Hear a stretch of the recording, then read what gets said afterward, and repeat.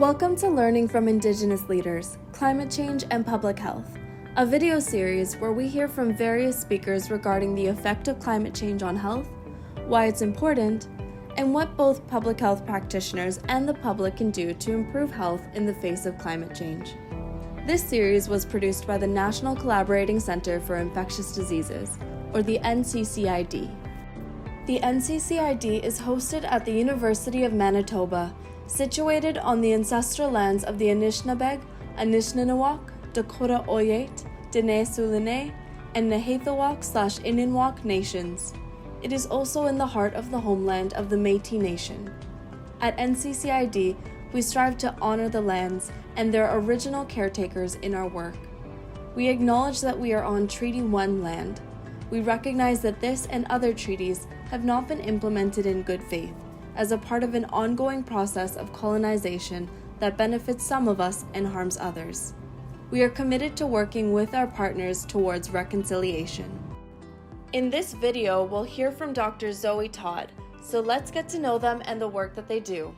Tanse, hello, my name is Zoe Todd. I am a Métis person with both Métis and settler ancestry. I grew up in Treaty 6 territory in Edmonton, also known as Amiskwaciwâskahikan, in central Alberta. And I am an associate professor of sociology at Carleton University, and I study Indigenous sovereignty and freshwater fish futures in Canada. I am an interdisciplinary scholar artist, so I work across a diverse number of avenues to try and understand relationships between people, fish, and water. We're interested in the role that Indigenous knowledge, specifically Indigenous governance, can play in transforming and changing the deleterious impacts that white supremacy, colonial capitalism, imperialism, extraction, and other negative forces that have impacted most of the globe over the last 600 years have had both on Indigenous peoples and on fish. And so we're really driven by concepts of transformational justice, Indigenous sovereignty, but also the ways that stories and art can be used to provide compelling ways to shift social understandings of our responsibilities to one another and to more than human beings like the land, waters, fish, and every other, being in existence that we co-create our reality with. Why is climate change important to you? Well, I am almost 40, and in my own lifetime, I have seen drastic changes in the environment that I grew up in central Alberta. And through the stories that my parents, both my settler mom and my Métis dad, have shared with me of changes that they have witnessed within their environments, changes in the way that winter sort of feels and is experienced, and changes in the quality of water and all of these different things. And I grew up in Alberta, which is an oil and gas centered economy and is so deeply imbricated and tied up in our ongoing climate change, crisis. And it's tied in also with seeing the changes that industry and, development and other sort of structures have had on the environment that I grew up in. That drives my curiosity about how could we do things differently. But then also as a Métis person who is so lucky to not only be learning from Métis knowledge keepers and community leaders who have shaped who I am, including members of my own family, but also as an Indigenous scholar who has been very lucky and humbled to work with Indigenous communities in other parts of Canada and learn about how their environments, their homelands have changed so drastically in the last 100 years, really has driven home for me, that obviously first, unambiguously climate change is real. We can look at the planet as this living entity that has so many different factors that shape it, but humans are very intimately part of that, and we have responsibilities to treat it well.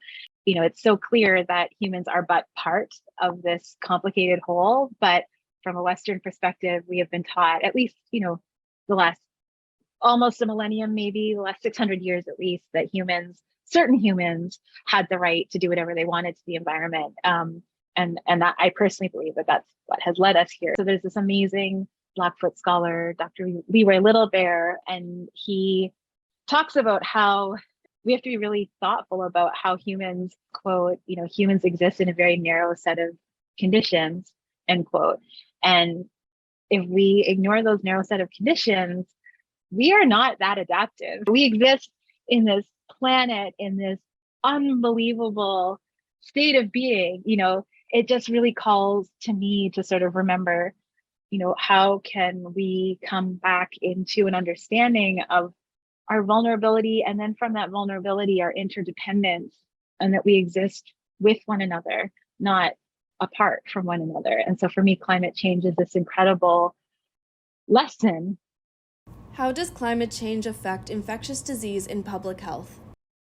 Climate change as something that is induced by whole-scale destruction of the environment, that is made worse by our removal of forests and other things that have maintained a particular kind of climate on the planet for the time that humans have existed, is also coupled very closely with increasing the exposure of humans to novel infectious diseases and reducing our resiliency to dealing with the diseases that have already coexisted with us for a long time. And so as you are depleting the resource base that we've been able to rely on to make sure that we have what we need to be healthy and strong, and that our communities are healthy and strong, we're also making ourselves so much more vulnerable to infectious diseases. And so just living through this pandemic, it has really made it clear to me that when the environment that we rely upon for our well-being is at threat, it increases the opportunities for other health crises to intensify. And so I think what has probably been pretty shocking to a lot of people who weren't prepared for how climate change would kind of impact us in the last few years was just to see how, something that may have manifested because humans are coming into closer contact with certain infectious agents because of deforestation and other issues that are tied up with climate change. We're now also seeing how that kind of is decimating the workforce. And so everything is so precarious right now. We see healthcare is collapsing, and the airline industry and all these other things are so intimately related. So there are definitely important, strong critiques about the ways that public health has been weaponized against marginalized and historically oppressed communities. And we can't lose sight of that. But we also have to make sure we don't lose the ground that public health made in preventing certain diseases from further harming oppressed and marginalized communities. How does climate change affect Indigenous communities? Dr. Kyle White, who is a Potawatomi scholar and philosopher who studies climate change in the US, put it really well a few years ago when we were at a shared event at the University of Santa Cruz, California, Santa Cruz. And I really liked the way he framed it. He said that, sort of the climate crisis for Indigenous peoples right now must be understood differently than how colonial or imperial, dominant societies in the global north are experiencing it, which is that Indigenous peoples have always adapted to changing environments. As Dr. Leroy Little Bear puts it, we always exist in a state of flux. And a lot of Indigenous cosmologies are very good at kind of understanding that flux and understanding that nothing is constant. And so that encourages kind of a way of being in the world where you are ready for change because it could come at any time. And before colonial, capitalist, white supremacist, genocidal takeovers and theft of lands here in North America, but also throughout the rest of the Americas, also Africa, Asia, the Pacific, Siberia, and in Sapmi in so-called Scandinavia, Indigenous peoples had very dynamic ways of relating to the environment that were predicated on that understanding that we are interdependent on the lands, waters, and atmospheres around us and all of the other more than human beings we share time and space with. And of course, I am generalizing. Each distinct Indigenous group of people has a different way of explaining the world and storying it and sort of placing, their community within it. But from a very general perspective, lots of different Indigenous peoples throughout the world had figured out over millennia, how to relate to the environment in a way that centered that interdependence. And what Dr. Kyle White said that I found very useful in that presentation was that he said, we're not facing a climate crisis as Indigenous peoples. We're actually facing the crisis of, he called it like a kinship crisis, which is that all of the spaces and places that we used to be able to go to, the more than human beings we used to be able to turn to in times of flux and change, have been removed from us either through dispossession or displacement, or through the destruction of homelands and sacred sites and other more than human entities by white supremacy and colonial capitalism. And so I hope that I'm characterizing how he framed that correctly. But what I really took from that is this understanding that climate change, yes, is a crisis, but it's a crisis that has been created by the inflexibility and the immutability of a white supremacist colonial capitalist way of looking at the world. And I think like the planet has been telling us for a very long time, you can't do it this way. This isn't working. And it's just, and now it's so loud. And I don't know how, there are people who continue to deny that human induced climate change is real, but I don't know how you could say that. Last year here on the coast, we experienced a heat event that killed over 600 people.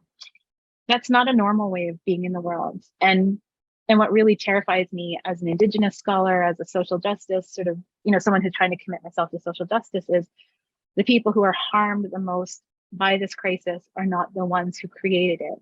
It's not the billionaires, it's not the heads of state, it's not the people with the resources to sort of ride this out as long as they want to, or who now are envisioning themselves heading to other planets. It's the people who have the least resources, who have the least power in this inequitable state of the world, who are dying, who are suffering. And so when Dr. Kyle Powis White says, it's not a climate crisis for Indigenous people, it's actually a kinship crisis, because we have been forced out of our kinship relations by being removed from our homelands and being prevented from being able to practice our land-based and water-based activities. It really drives home to me that we have to really challenge those forces that have tried to impose hierarchies and power structures that allow a very small amount of people to benefit and ensure that a very large number of people suffer. What can public health practitioners do to support health in the face of climate change? I think first and foremost, public health practitioners have to listen to the people on the ground who are experiencing these climate change impacts. I think that we have to make sure that public health practitioners also are representative of the communities that are heaviest hit by social injustice, inequalities, and other factors that shape public health outcomes. So, I think that's really important that schools are actively recruiting, but also making space that is welcoming and safer and actually conducive to supporting people from communities that are massively underrepresented historically and today in public health and medical training and other spaces, medical research, all those spaces that intersect with public health.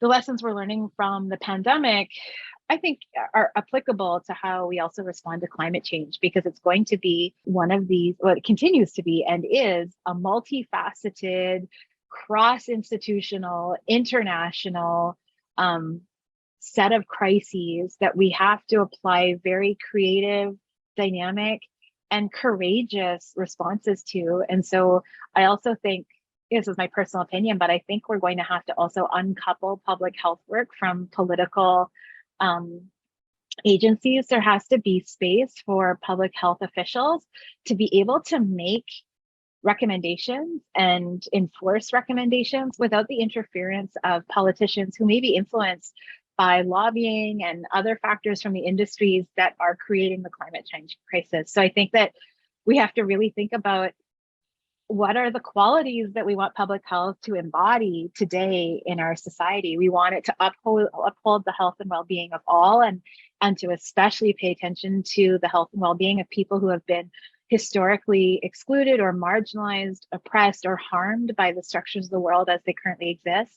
We need visionary public health leadership. We need people who are willing to speak truth to power, who are not imbricated or silenced by these bureaucratic processes that we have seen be leveraged to sort of defang public health interventions that would have helped.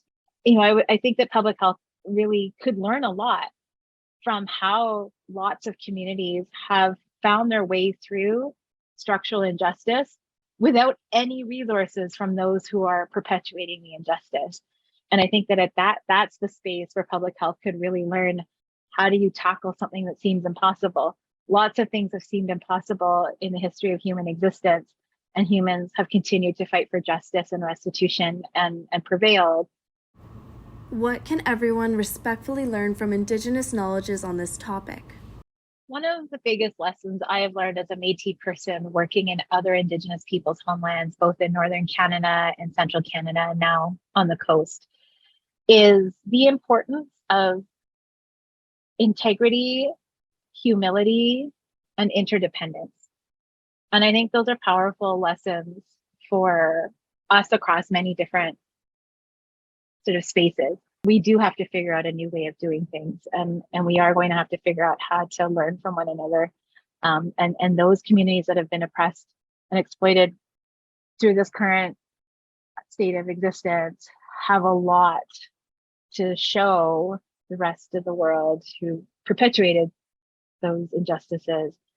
It's so important to listen, like just to really, and not listen to like interject and try and show how smart you are, but just really listen to hear and to learn.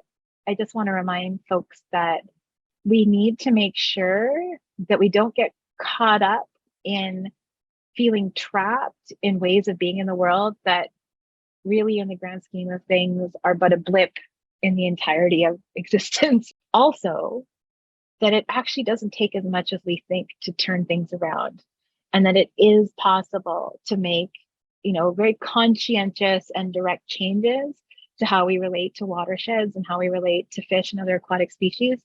And we actually can see changes, but there has to be the will to do it. And there has to be the imagination and the commitment to divest ourselves from systems that harm all of existence.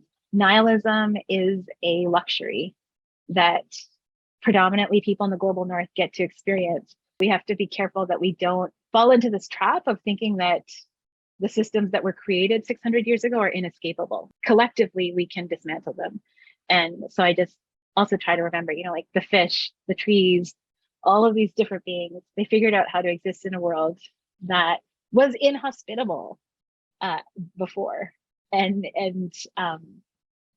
we need to remember to kind of honor that knowledge and creativity and just that capacity that they generated, and we have to make sure that we don't give in to that kind of hopelessness that capitalism wants us to believe we need to sit with. That being said, I'm not discounting the suffering that many people are experiencing, but those of us with the resources cannot afford to fall into nihilism, because actually we're being called to do the work to make sure that other people don't suffer.